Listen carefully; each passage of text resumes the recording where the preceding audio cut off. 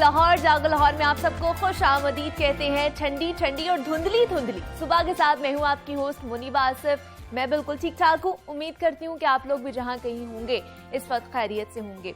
और इंसान की शख्सियत की जो पहली पहचान होती है ना जनाब, उसका लिबास होता है और ज़ाहरी हुलिया होता है, जबकि असल पहचान आपका रवैया और अखलाक समझा जाता है। और आपका अखलाक आपकी तालीम और तरबियत की अक्कासी भी करता है। तो शेख सादी का एक कॉल है कि अपना अखलाक फूल की तरह बनाओ और नहीं कुछ तो पास बैठने वाला खुशबू तो हासिल करे आपसे। और अखलाक के हवाले से कुरान और हदीस में भी बहुत जोर दिया गया है और कि अखलाक कैसा होना चाहिए, इस बात का भी तायुन कई सदियों पहले ही कर दिया गया था, जब अल्लाह ताला ने कुरान पाक में इरशाद फरमाया था कि नबी सल्लल्लाहु अलैहि वसल्लम आपका अखलाक पूरी इंसानियत के लिए एक नमूना है।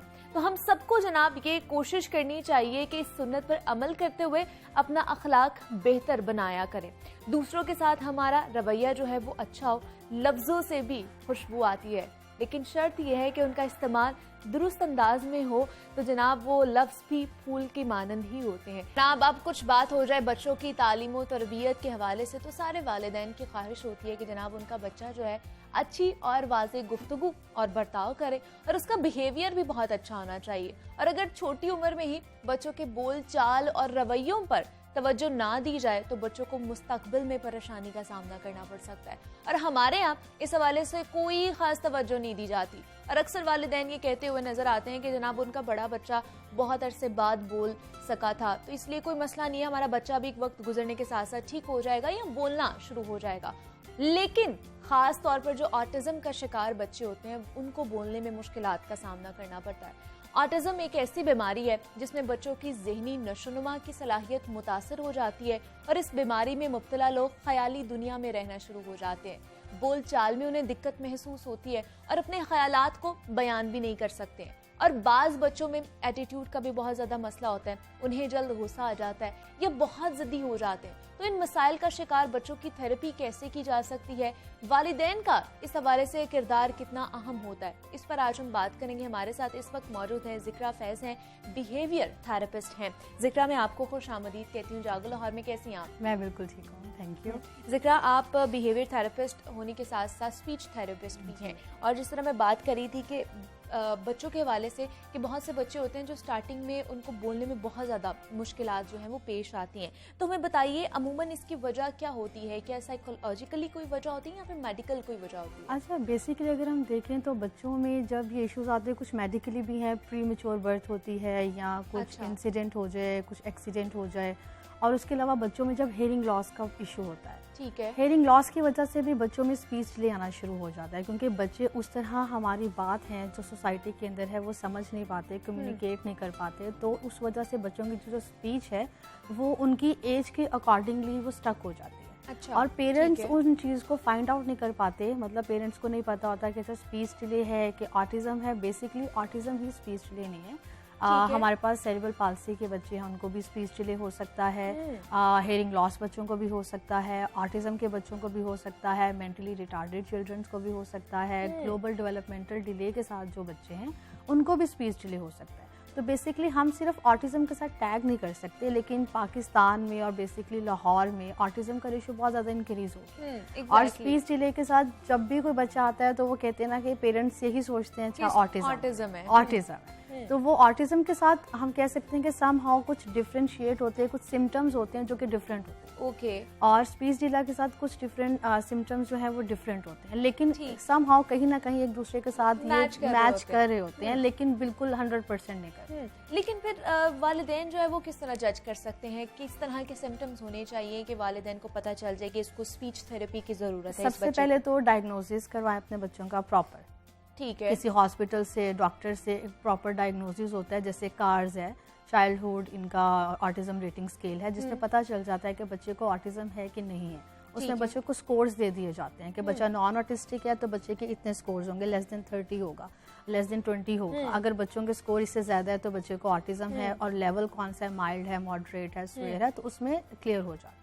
उसके बाद पेरेंट जो है वो डेवलपमेंटल जो बच्चों की आप कहते हैं ना एक डिले होता है, माइलस्टोन जो होते हैं वो अचीव नहीं होते। जैसे कि अगर हम बात करें कि बिफोर 18 अगर बच्चा है तो वो जेस्चर के साथ, पॉइंटिंग के साथ हमें बात अपनी बता सकता है, ठीक है। अगर बच्चा नहीं बता रहा, अगर 2 साल के बाद बच्चा कोई वर्ड नहीं बोल रहा, अगर नॉर्मल न्यूरोटिपिकल बच्चा 2 साल का हो तो वो वर्ड्स बोल सकता है। बिल्कुल। 3 साल तक के बच्चे में 200 वर्ड्स की वोकैबुलरी होती है, मामा, बाबा, दे दो, कप, ग्लास, सोफा, वो आइडेंटिफिकेशन कर सकते हैं चीज़ों की। अगर बच्चा नहीं कर रहा और बच्चे को साउंड प्रोड्यूस करने में प्रॉब्लम हो रहा है, बच्चे अगर वर्ड बोल रहा है वो सिर्फ बैबलिंग कर रहा है, बच्चा साउंड नहीं हो रहा, बच्चे ने अगर सोफा कहना तो वो सिर्फ स कह रहा है, अगर एप्पल कहना तो बच्चा सिर्फ आ है, तो इसका मतलब है कहीं डिले आ रहा है।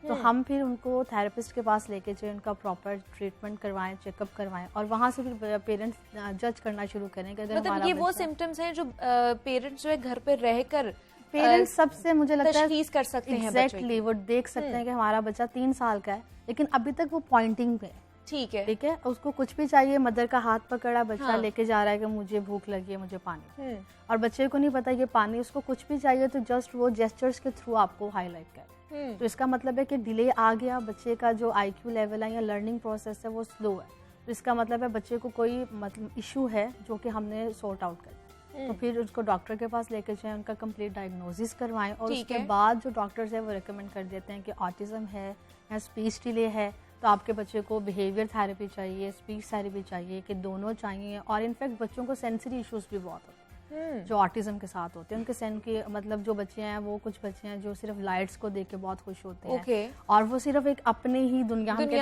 अपनी ही दुनिया, वो अलाइनमेंट बहुत करते हैं, हर चीज़ अलाइन करके रखनी है उन्होंने, पानी में बहुत ज़्यादा बैठ के खेलते हैं, मतलब उनको पानी ही चाहिए और समहाउ वो जैसे कहते हैं ना वॉइस होती है, पिच हाई हो जाए, कार्टून लग जाए, उनसे डरते हैं, अपने जो हाथ हैं वो कानों पे रखना शुरू कर देते हैं। तो जो ये चीज़ें हैं यहाँ से भी पेरेंट्स को आप हम कहते हैं ना एक रेड फ्लैग शुरू हो जाते हैं कि अच्छा एक बच्चा है, कार्टून चल रहे हैं, साउंड जैसे आया, बच्चे ने रोना शुरू कर दिया, बच्चा क्यों रो रहा है, तो बच्चा बिहेवियर शो करवा रहा है, हिटिंग कर रहा है, थ्रोइंग कर रहा है, तो ये रीज़न है कि बच्चा हमारा दूसरे बच्चों से डिफरेंट है और हमें जो है ये अलार्मिंग सिचुएशन है हमारे लिए कि हमें थेरेपिस्ट के पास जाना है। लेकिन जैसे मैं अभी बता रही थी अपने इंट्रो में भी जिक्रिया कि बहुत से लोग हैं वो ये समझते हैं कि अगर हमारा बच्चा, बड़ा वाला बच्चा अगर डिले में बोला है या कुछ सालों बाद बोला है तो हमारा छोटा बच्चा भी ठीक हो जाएगा, 4-5 साल बाद खुद ही से ठीक हो जाएगा। तो ये खुद ही से क्या ठीक हो सकते हैं? तो हमारा माइंडसेट बना हुआ है, खुद ही से ठीक नहीं होती है। देखिए हर बच्चा दूसरे बच्चे से डिफरेंट है, आप मुझसे डिफरेंट हैं, मैं आपसे डिफरेंट हूं, तो हमारा लर्निंग प्रोसेस, हमारा सब कुछ, इवन हमारा IQ लेवल भी हम सब बहन भाइयों का सेम नहीं होता। तो ज़रूरी नहीं है अगर बड़ा बच्चा लेट बोला है तो दूसरा बच्चा भी बोलेगा, आप उसको फाइंड आउट करो रीज़न, उसको आप बच्चे पे फोकस करें कि कौन कौन से साइंस है जो बच्चा फ्रीक्वेंटली शो करे और आप बच्चे को लाजमी थेरेपी स्टार्ट करवाएंगे। तो एक बहुत पॉजिटिव और प्लस पॉइंट है कि थ्रू थेरेपी आप अपने बच्चे को हर किस्म के स्किल सिखा सकते हैं, इंडिपेंडेंट कर सकते हैं।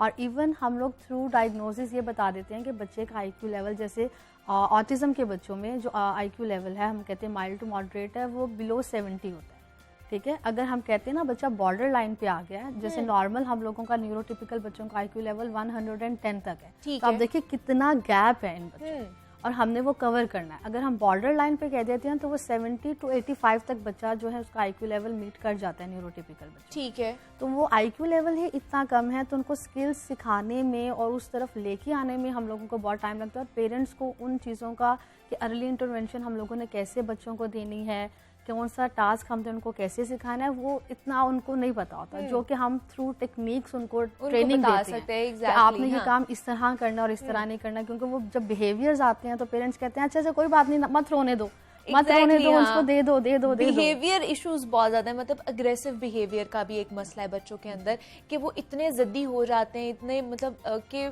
आप कहीं पे उसको ले जाओ और अगर आप की वो बात नहीं, आप उसकी बात नहीं सुन रहे तो वो वहां पर भी ना रोना शुरू कर देगा और इस तरह फिर सारी दुकान को या किसी भी घर को सर पे उठा लेगा, लेट के रोना शुरू कर देगा। तो इसकी क्या वजूहात, मतलब अग्रेसिव बिहेवियर की क्या वजूहात है जो बच्चों में अब बहुत ज्यादा पाई जाती है? जब बच्चा बात अपनी कम्युनिकेट नहीं कर पा रहा, ठीक है, ठीक है, बच्चा बाहर है, बच्चे को कोई चीज चाहिए, बच्चा रोना शुरू कर देगा, बच्चा कहेगा कि लेट जाएगा, मुझे कोई चीज चाहिए, और बच्चे ये बिहेवियर लर्न कर लेते हैं कि अगर हम रोएंगे तो हमें चीज मिल जाएगी। और पेरेंट्स यही करते हैं, बच्चा रोना शुरू करता है तो चीज देंगे, अगर बच्चा नहीं रोता तो उसके बाद कहेंगे अच्छा इसने तो तंग नहीं करना, रहने दो, अभी वेट कर लेते। तो बच्चा वो बिहेवियर लर्न कर लेता है कि जब तक मैं रोऊंगा नहीं मुझे वो चीज मिलेगी।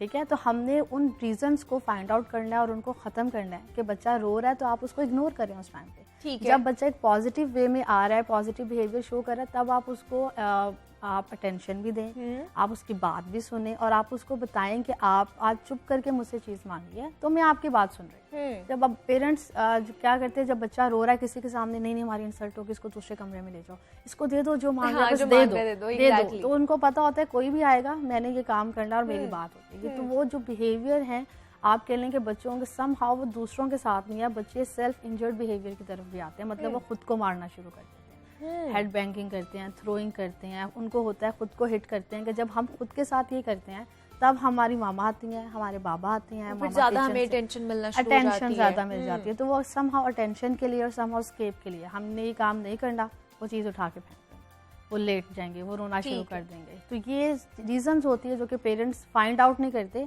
लेकिन बस वो अपनी ही एक वो जो पुरानी टर्म्स है ना उन पे चलते हैं, टर्म्स एंड कंडीशन जो पुराने हमारे बिहेवियर्स के हवाले से चल रही है, वही वाली चली जा रही है, भी नहीं रही और वो चीजें भी नहीं रही। एग्जैक्टली।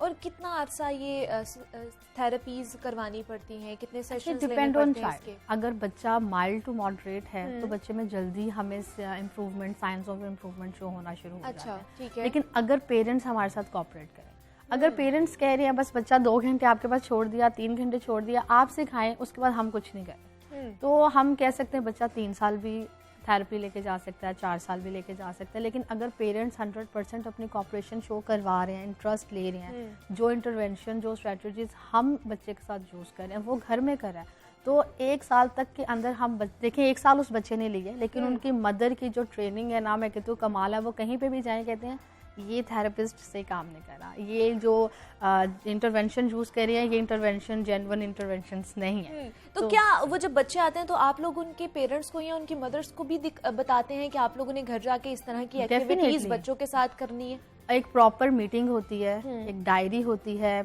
थेरेपिस्ट के साथ पेरेंट्स को बिठाया जाता है कि ये काम है, ये आपने ऐसे करना है। लेट्स सपोज बच्चा राइटिंग नहीं करना चाह रहा और हमने कहा बच्चे को राइट ए, और बच्चे ने एकदम कॉपी उठा के फेंकी है, बच्चे ने टेबल उठा के फेंक दिया है, हेड बैंगिंग स्टार्ट कर दिया, तो पेरेंट्स कहेंगे अच्छा अच्छा रहने दे, तो हम कहते हैं नहीं अब इधर आपने ये करना है। फिर वो देखते हैं, वो कहते हैं अच्छा जी हमें अब समझ आना शुरू हो गया। तो फिर वो चीज़ जो है इंटरवेंशन जो इम्प्लीमेंट करते हैं, जब पेरेंट्स साथ बैठे होते हैं, फिर वही वो चीज़ जब घर में करते हैं तो मेजर रिजल्ट नज़र आता है। लेकिन मुझे जिक्र ये बताइएगा, मतलब ऑटिज्म का जो शिकार बच्चों में इंडिपेंडेंट स्किल्स हम किस तरह डेवलप कर सकते हैं, या फिर जो ये आसान कर लूँ कि उनकी जो सोचने समझने की सलाहियत होती है वो क्या नॉर्मल बच्चों जैसे ही होती है? उनका जो आप कह लें लर्निंग का जो एक प्रोसेस है वो स्लो होता है, स्लो लर्नर होते हैं, लेकिन हम ये नहीं कह सकते कि ये नॉर्मल बच्चों की तरह बिल्कुल सीख नहीं सकते। ये मेन स्ट्रीम होते हैं, ये जाते हैं जैसे बीकन हाउस में जा रहे हैं, एलजीएस में जा रहे हैं, लकास में जा रहे हैं, डिफरेंट स्कूल्स में जा रहे हैं, लीड स्कूल सिस्टम में जा रहे हैं, और ये सिस्टम है, ये लोग जा सकते हैं। लेकिन सिर्फ अगर एक बच्चा न्यूरोटिपिकल बच्चा अगर एक चीज़ 2 दिन में सीख रहा है, ये 1 हफ्ता ले लेंगे, 10 दिन ले लेंगे, लेकिन हमने जो उनके साथ प्रोटोकॉल यूज़ करने हैं। अब अगर मैं जो मेरा पर्सनल एक्सपीरियंस है कि बहुत ज़्यादा अगर मैं सेंटर्स में विजिट करूँ तो वहाँ पे कोई प्रॉपर प्रोटोकॉल नहीं है, कोई सुपरविजन नहीं है, लेकिन पेरेंट्स को क्या कहा जा रहा है, नहीं नहीं जो हम सिखाएंगे वो कोई नहीं सिखा सकता, ये चीज़ ये है, ये हम यहाँ से लेंगे, और पेरेंट्स कहते हैं क्योंकि वो मजबूर हैं, उनको गाइडेंस दें। तो आप पहले ये चेक करें कि जो आपके बच्चे के साथ प्रोटोकॉल यूज़ किया जा रहा है वो वाकई ऑथेंटिक है, ठीक है कि नहीं है, हाँ। कि नहीं है। अगर वो आपका जिस सेंटर में आप लेके जा रहे हो वो किसी BCBA के अंडर सुपरविजन में है कि नहीं है। और दूसरा मुझे जिक्र ये बता दें कि अगर स्पीच थेरेपीज हो रही हैं, इस तरह की थेरेपीज हो रही हैं, बिहेवियर थेरेपीज, तो क्या ये मुस्तकिल तौर पर ये जो है बच्चा ठीक हो सकता है क्या? 80% मैंने स्टार्ट में कहा 80%, क्योंकि ये बिहेवियर्स ऑन एंड ऑफ आते रहते हैं। पेरेंट्स अगर ट्रेनिंग ले लेते हैं तो बच्चे ठीक है, जो बिहेवियर शो करवा रहे हैं वो घर में उनको हैंडल करें, और उसके बाद बच्चे स्कूल जा रहे हैं और जा रहे हैं। कुछ बच्चे माशाल्लाह बहुत अच्छे म्यूज़िक थेरेपी, गिटार बजा रहे हैं, कुछ बच्चे आर्ट एंड क्राफ्ट में बहुत आगे हैं, कुछ बच्चे स्कूल जा रहे हैं, टीचिंग कर रहे हैं, कुछ अगर आप UMT की बात करें तो UMT के अंदर बच्चे HR डिपार्टमेंट में डाउन सिंड्रोम, मतलब उन लोगों ने अब अपनी जो है वो स्किल्स डेवलमेंट के हवाले से जो है वो काम करना शुरू कर दी है। लेकिन मुझे बताइए बच्चों में खुद एतमादी फिर कैसे पैदा करें कि वो जो करना चाहते हैं वो कर सकते हैं, वो पेरेंट्स पे कितनी ये जिम्मेदारी है? हम उनको अप्रिशिएट करें, हम ये नहीं कह सकते आप कुछ नहीं कर सकते, आपको नहीं आता आप साइड पे हो जाओ, आपका भाई आ जाएगा, वो करेगा, हम कह सकते हैं आप कर सकते हैं जी। और हम उन बच्चों के हिडन स्किल्स को फाइंड आउट करें। कुछ बच्चे आर्ट एंड क्राफ्ट में बहुत अच्छे हैं, कुछ बच्चे पेंटिंग बहुत अच्छी करते हैं, कुछ बच्चों की आवाज़ बहुत अच्छी है, राइम्स बहुत अच्छी पढ़ सकते हैं, पोइम्स बहुत अच्छी लिख सकते हैं। हाँ। तो जो उनकी हिडन स्किल्स अगर हम उनको लेके चलें, अगर हम उनको और शेप दें, अगर हम उनके साथ काम करें और उसके बाद अगर हम उनको और सोसाइटी के अंदर मूव ऑन करें, तो उन बच्चों के अंदर ऑटोमेटिकली कॉन्फिडेंस आएगा और उनको पता है कि हम भी नॉर्मल हैं, हम कुछ डिफरेंट नहीं है, हम भी इनके साथ स्कूल जा सकते हैं, पढ़ सकते हैं। और एक जो टैग लगा देते हैं ना स्पेशल नीड्स, कि सिर्फ आपने स्पेशल स्कूल्स में ही जाना है, मैं कहती हूँ नहीं, ये गलत। उनके माइंड से ये कॉन्सेप्ट हम खत्म करेंगे और सबसे ज़्यादा कॉन्फिडेंस इनमें होता है। कभी आप स्पेशल ऑटिज्म के बच्चे के साथ बैठे हैं तो आप कहेंगे कि इसको वो चीज़ें पता है जो मुझे नहीं पता। तो अभी तक आप कोई मतलब कितने बच्चे आ जाते हैं अगर महीने में देखें, आपसे मैं पूछूं तो, जिस इस तरह ऑटिज्म का शिकार बच्चे हैं? अब जैसे अगर आप मेरे सेंटर की बात करें तो उसमें राइट नाउ 25 to 30 क्लाइंट्स हैं। उसमें कुछ ऑनलाइन है जो पेरेंट्स जो कह रहे हैं कि हमने खुद ट्रेनिंग लेनी है, हम खुद चाह रहे हैं। जो जैसे कुछ कतर के हैं, आउट ऑफ कंट्री के हैं, तो वो पेरेंट्स खुद ऑनलाइन सेशंस ले रहे हैं। कुछ जो कह रहे हैं पेरेंट्स के नहीं, हमने सीखना है कि आप ट्रेंड है, आप सिखाएं, वो ऑन कैंपस आते हैं। ठीक है, ताकि वो अपने बच्चों को खुद अच्छे तरीके से हैंडल कर सके, उनकी बीमारी के बारे में, उनके ये जो डिसऑर्डर्स हैं इनके बारे में समझ सके। ज़िक्रा फैज़ हमारे साथ मौजूद थी, बिहेवियर थेरेपिस्ट हैं। ज़िक्रा, बहुत शुक्रिया आपके वक्त का, आप यहाँ पर आई हैं। और जनाब, स्पीच थेरेपी के हवाले से, ऑटिज्म का शिकार बच्चों के हवाले से हम बात कर रहे थे कि किस तरह उनकी जो थेरेपीज़ होनी चाहिए ताकि वो भी आगे बढ़कर अच्छी ज़िंदगी गुजार सकें, उनको भी हम कह सकें कि आप भी हमारे जैसे हैं, मुख्तलिफ नहीं हैं।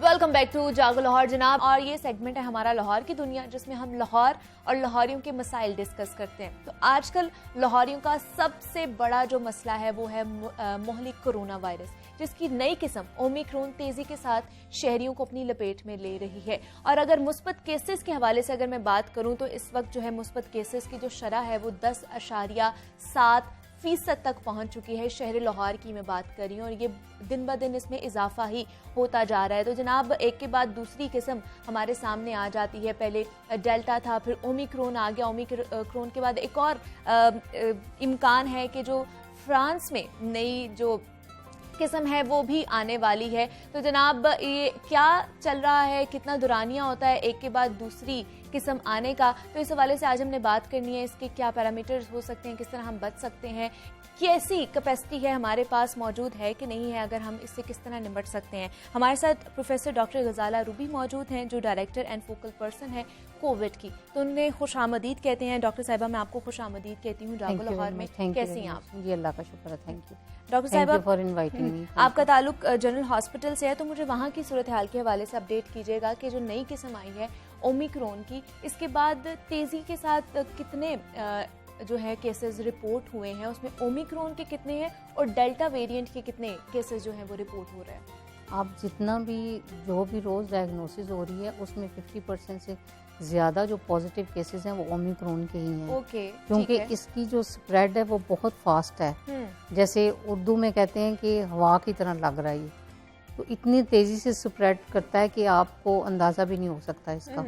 लेकिन उसकी सिवियरिटी बहुत कम है एज़ कम्पेयर टू डेल्टा और अल्फा और गैमा जो उससे पहले थे, उनसे इसकी सिवियरिटी सबसे कम है।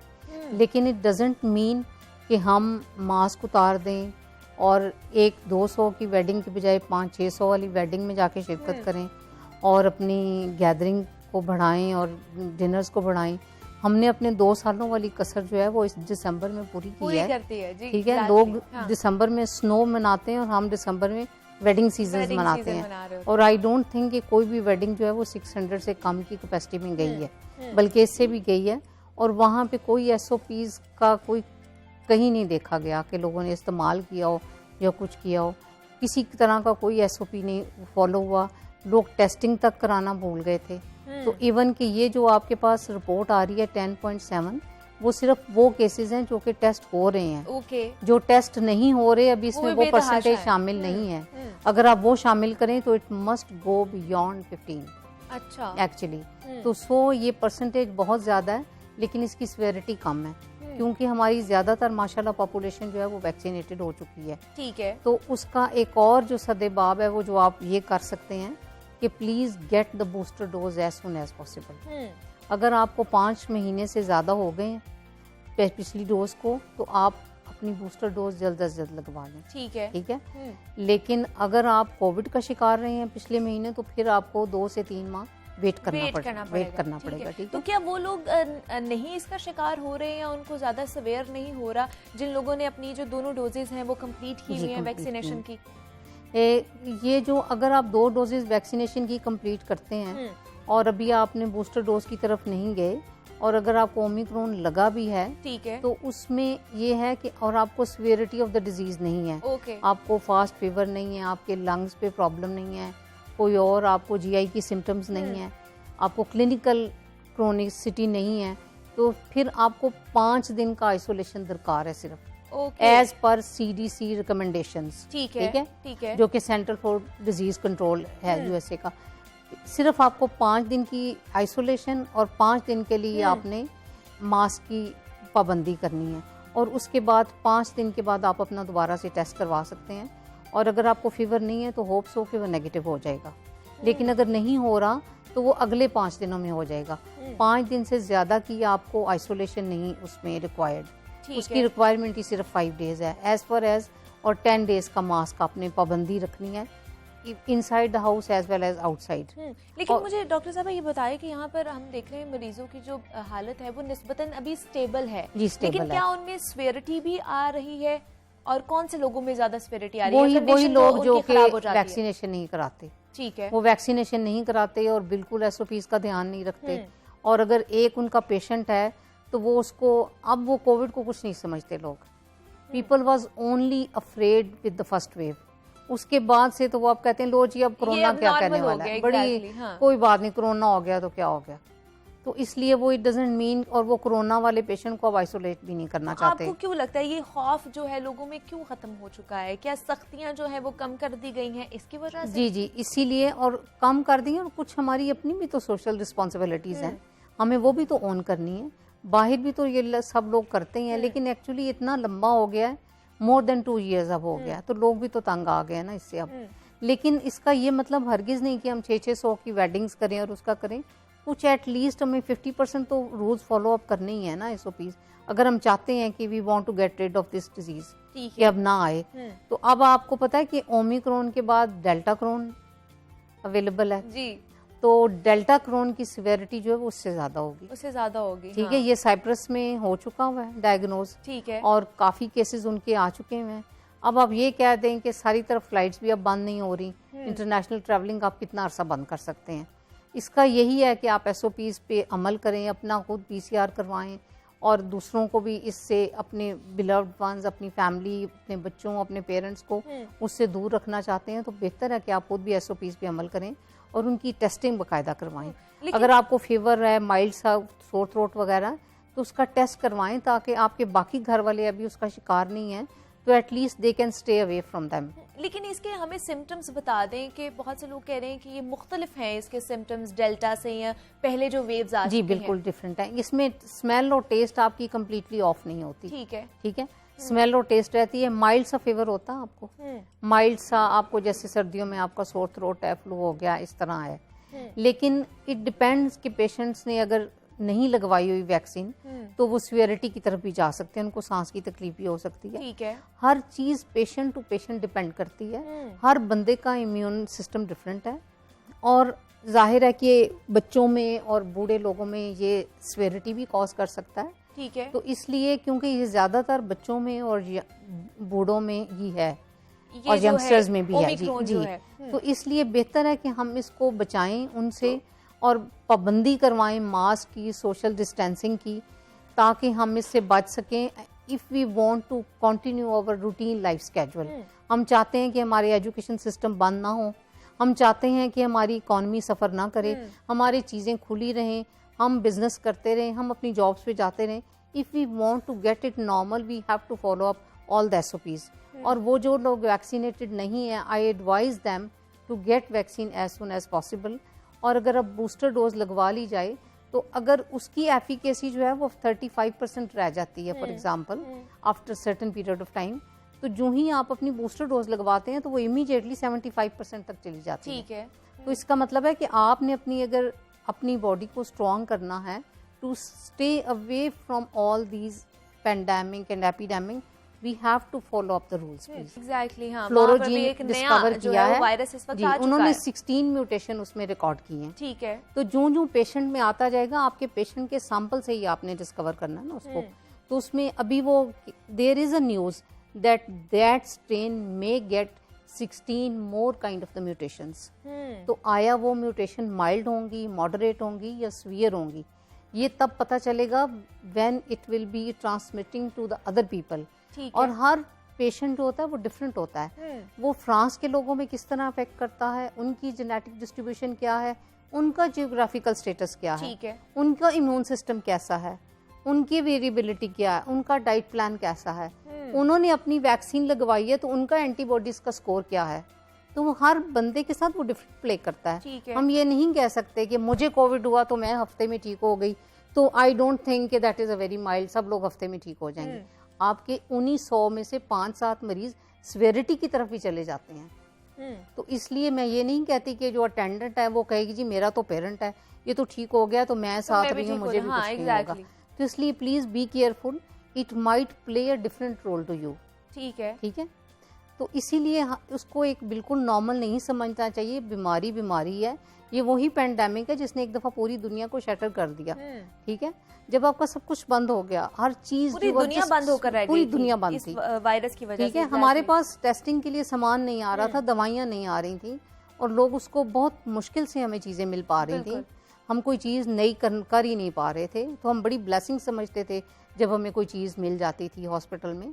तो इसको वो वाला टाइम ना आने दें, इसको अपनी जिंदगियों से निकालने की कोशिश करें। लेकिन सिर्फ हम अपने SOPs पर अमल करें, वैक्सीन लगवाएं, और कोई भी अगर आपका डियर वन भी बीमार है तो उसको बड़ी स्ट्रिक्टली मॉनिटर करें। उसको फीवर है, उसको साइन सिम्टम है या नहीं, अपने घर पे इलाज ना करें, उसको डॉक्टर से जरूर कंसल्ट करवाएं।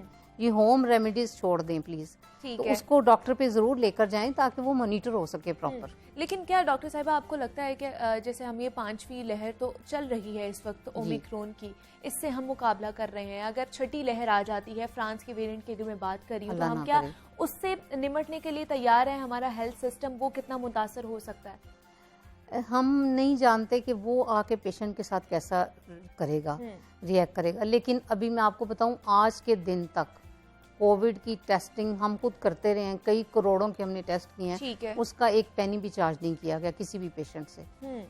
और उस वक्त ये भी नहीं देखा जाता आज के दिन तक, मैं चूंकि उस पे होती हूँ, उसको लीड करती हूँ, तो मुझे पता है कि हम एक पेनी भी चार्ज नहीं करते wherever the patient come across. वो चाहे किसी प्राइवेट जगह से आ जाए, किसी गवर्नमेंट हॉस्पिटल से आए, कहीं से भी पेशेंट आ जाता है हमारे पास, तो हम उसको सेम डे रिपोर्ट की फैसिलिटी भी अवेलेबल देते हैं। ठीक है। और डैशबोर्ड पे भी डाटा अपडेट होता है, जिससे आपको पूरी गवर्नमेंट को, पूरी आवाम को, सबको पता चलता है। आपके मोबाइल में आपकी रिपोर्ट आ जाती है, आपको फ़ोन आ जाते हैं, तो ये बड़ी अच्छी अवेयरनेस है। उसके बाद आपकी सारी मेडिकेशन बिल्कुल फ्री ऑफ चार्ज हैं। और जो ही ओमिक्रॉन आया, सारी हमारी मीटिंग्स हो गई हैं, हमें ऑर्डर कर दिया गया कि आपने अपने बेड प्लान्स अरेंज करने हैं। तो सारी मैनेजमेंट हमारी तैयार होती है उसके लिए अपने हद तक। हम मुकाबला नहीं कर रहे अमेरिका और इंग्लैंड में, ऐसे हालात में तो वहाँ पे भी आपको पता है बार बार डिक्लेयर हो रहा है कि आप प्लीज UK में there is a very deficiency of the health care workers. ठीक है, तो इसलिए इन चीज़ों से बचने के लिए ज़रूरी है कि हम अपना ध्यान खुद रखें। ये हमारी थोड़ी सी सोशल रिस्पॉन्सिबिलिटीज़ भी हैं, हम हर वक्त उस पर कोट करें या लिखें। हम किसी ब्रांड पे जाएं या किसी वेडिंग में जाएं या किसी गैदरिंग पे जाएं, उस वक्त हम कोरोना बिल्कुल भूल जाते हैं। बिल्कुल ऐसे ही, आप किसी बाजार में चले जाए, वहां पर भी आपको ऐसा नहीं लगेगा कि वहां पर कोई कोरोना है भी है कि नहीं है, और किसी एक बंदे ने भी आपको वहां पर मास्क पहने हुए दिखाई नहीं देगा। दूसरा डॉक्टर साहिबा मुझे बता दें, हमें पता कैसे चलेगा कि हम डेल्टा का शिकार हो गए हैं या फिर ओमिक्रॉन का शिकार हो? क्या हमारे पास एडवांस्ड PCR किट्स मौजूद हैं? बिल्कुल मौजूद हैं, बिल्कुल मौजूद हैं। ठीक है, ये हमने ओमिक्रॉन की तैयारी नवंबर में ही कर ली थी। ओके, अभी हमारे पास कोई पेशेंट नहीं था, लेकिन हमने किट्स मंगवा ली, हर चीज रेडी कर ली, अपने ट्रायल्स कर लिए थे, अपने चीजें स्टैंडर्डाइज कर ली थी। तो हमने तैयारी कर ली थी, कोई इशू नहीं है। We are not very far from them, कि बेशक वो लोग सब हम कहते होंगे कि हम 50 साल आगे हैं हमसे, लेकिन हम अभी इतने पीछे नहीं हैं। हम भी अपनी जो तैयारी बिल्कुल तैयारी करते हैं, और हम अपने हिसाब से इस वक्त अगर पब्लिक सेक्टर में भी हैं तो किसी भी प्राइवेट से कम नहीं है, बल्कि हमारी लैब जो होती हैं वो एक्सटर्नल क्वालिटी एश्योरेंस 2 दफ़ा अचीव कर चुकी है। तो हमारे पास बहुत से ऐसे केसेस आते हैं जो कि प्राइवेट लैब में हो चुके होते हैं, तो रिकन्फर्म होने के लिए वो केसेस हमारे पास आते हैं, लोग के पास और वो डिमांड करते हैं लोग कि प्लीज हमें वेरिएंट भी बताया जाए कि whether it is delta, ORF, N gene या ओमिक्रॉन है। ठीक है, तो वो हम वो लिखकर भी देते हैं। आप लोगों ने खास तौर पे ख्याल रखना है ताकि हम लोग ये जो ओमिक्रॉन है या कोई भी नई किस्म आने वाली है, खुदा ना करे कोई नई किस्म आ जाए, तो हम इनसे निमट सकें और ये इससे जल्द से जल्द छुटकारा हासिल कर सकें। प्रोफेसर डॉक्टर गजाला रूबी हमारे साथ मौजूद थी, director and focal person Covid है। मैडम बहुत शुक्रिया आपके वक्त का, आप यहाँ पर आई हैं। और जनाब आपसे दोबारा से यही जो है वो अपील करूंगी कि अपना और अपने चाहने वालों का ख्याल रखें। यहाँ पे एक छोटी सी ब्रेक, मिलते हैं इस ब्रेक के बाद।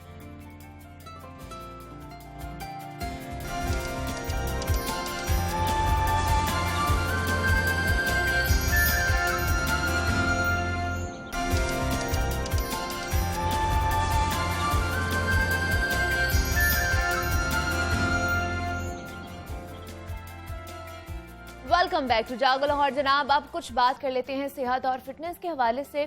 हमारी सेहत का ज़्यादातर जो दारोमदार होता है वो हमारी डाइट और खाने पीने की रूटीन पर होता है, और अगर हम खाने पीने में एहतियात बरतते हैं और हेल्दी चीज़ें खाते हैं तो हम सेहतमंद भी रहते हैं, और दूसरी तरफ हमारी बीमारियों से भी हम बचे रहते हैं। लेकिन अगर हम खाने पीने में लापरवाही करें तो हमें हेल्थ पॉइंट ऑफ व्यू से काफ़ी मुश्किलात का जो है ना वो सामना करना पड़ता है। लेकिन अगर हम कुछ ग़िज़ाई आदत को मुस्तकिल तौर पर अपना लें तो हम काफ़ी हद तक मुख्तलिफ बीमारियों से भी महफूज रह सकते हैं।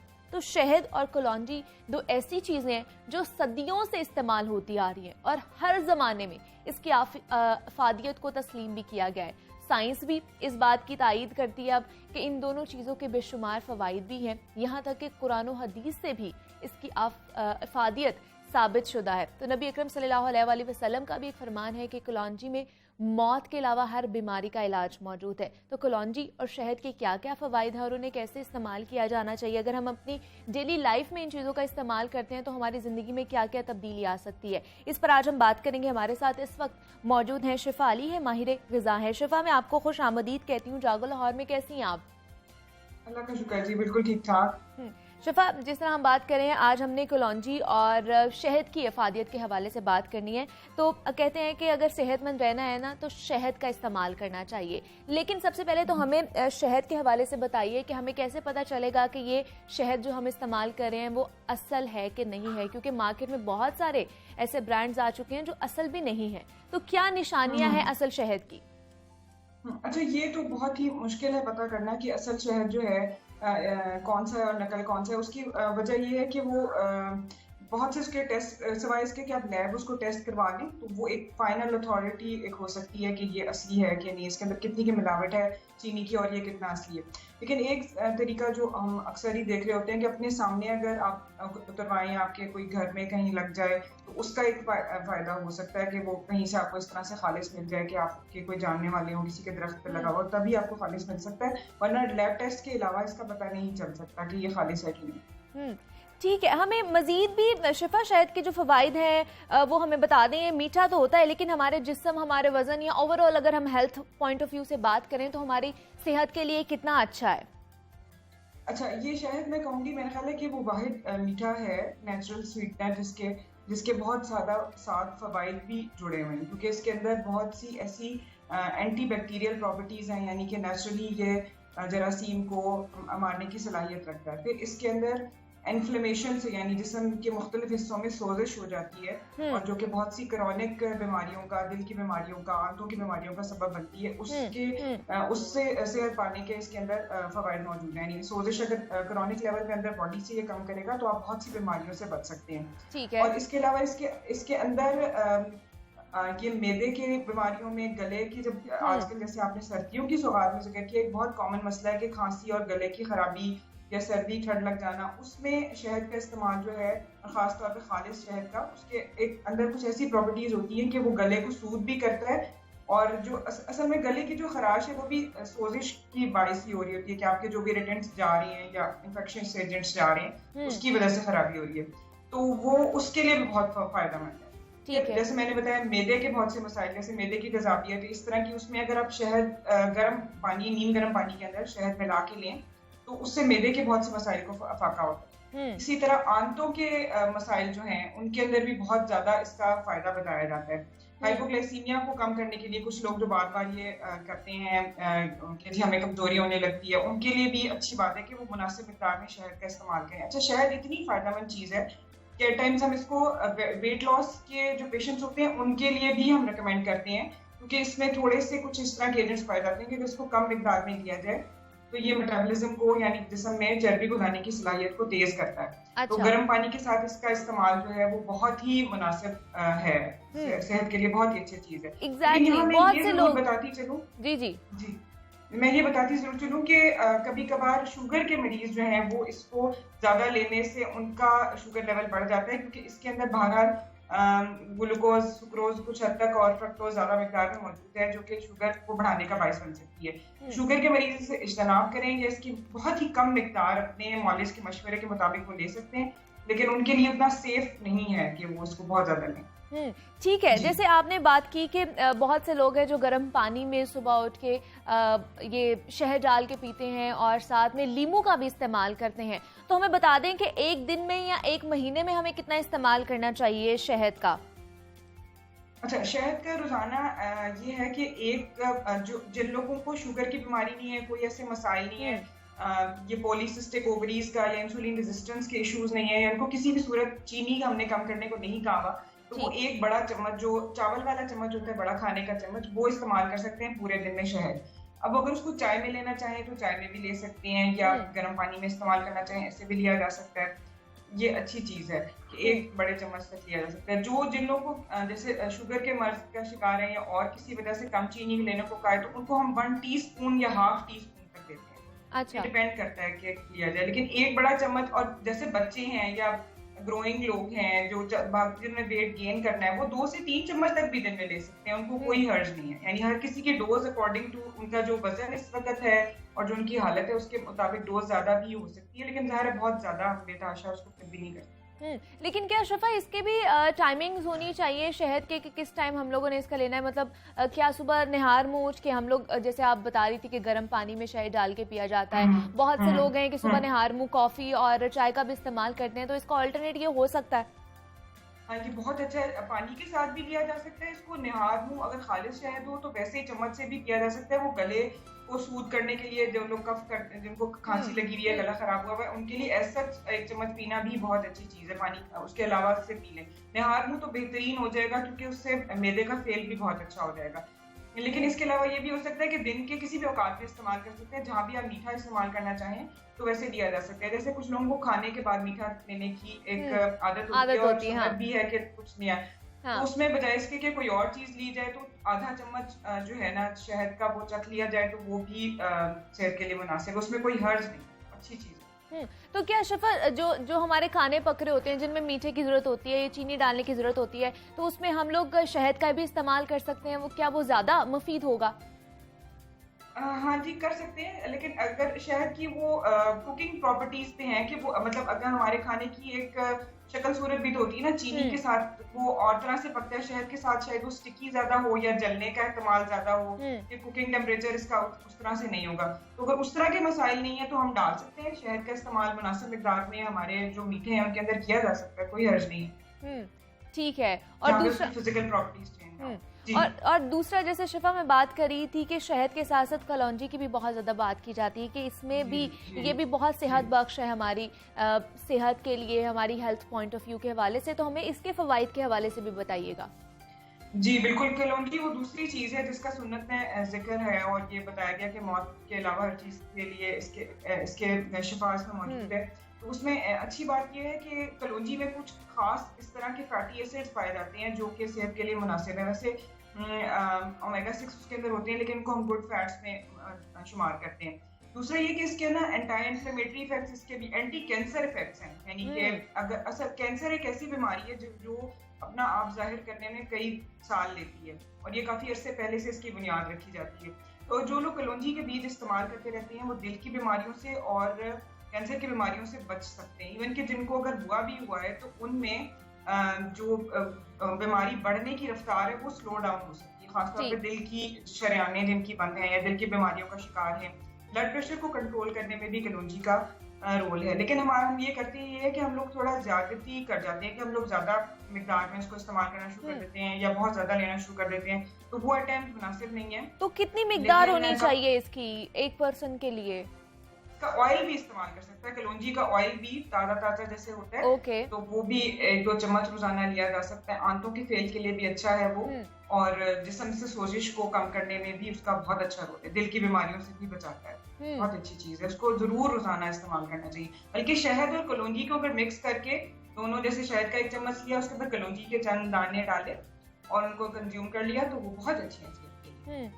बिल्कुल ऐसे ही है। और जैसे कलौंजी वाले नान भी बहुत से लोग खाते हैं कि नान के ऊपर कलौंजी लगी होती है, तो क्या इस तरह इस्तेमाल ठीक है? और दूसरा, क्या हम कलौंजी का इस्तेमाल सालन में भी किया जा सकता है? हाँ जी बिल्कुल, सालन कलौंजी वाले नान बिल्कुल, उसका मतलब ये नहीं कि आप नान ज्यादा कर लें, कलौंजी को ज्यादा अलग से लेना चाहिए। इसी तरह रोटी जो आप पका रही हैं, अपनी जो रोटी का पेड़ा गूंथते हैं उसके अंदर भी कलौंजी डाली जा सकती है। सालन के ऊपर बिल्कुल, हमारी सब्जी जो है उसके ऊपर एंड में अगर आप कलौंजी उसके ऊपर से छिड़क देते हैं, फ्लेवर भी बहुत अच्छा उसका हो जाता है, खास टेस्ट भी आ जाता है उसके अंदर, और फवाइद आपको बिल्कुल उसके मिलते हैं। तो इस तरह अपनी छोटी छोटी चीजों में डाल सकते हैं। एज अ स्नैक भी आप 1-2 चम्मच चाय के साथ में से चबा के भी लिया जा सकता है, उसको सालन में जरूर इस्तेमाल करके, और रोटी के पेड़े में गूंद के बिस्किट्स इसके बनाए जा सकते हैं।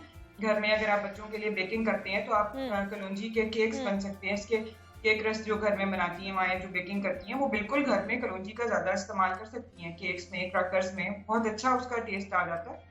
और शुरू से मेरा ख्याल है बच्चों को आदत डालनी चाहिए इसकी हेल्दी चीजों की, फ्लेवर्स डेवलप होते हैं। बिल्कुल ऐसे ही है। जनाब शिफा अली, माहिर ग़िज़ा, हमारे साथ मौजूद थी। शिफा, आपका बहुत शुक्रिया कि आपने हमें टाइम दिया, और जिस तरह हम बात कर रहे थे कि जनाब शहद और कलौंजी हमारी सेहत के लिए कितनी अच्छी है और इसके क्या क्या फ़वाइद हैं, उस हवाले से हमने आज शिफा से बात की है।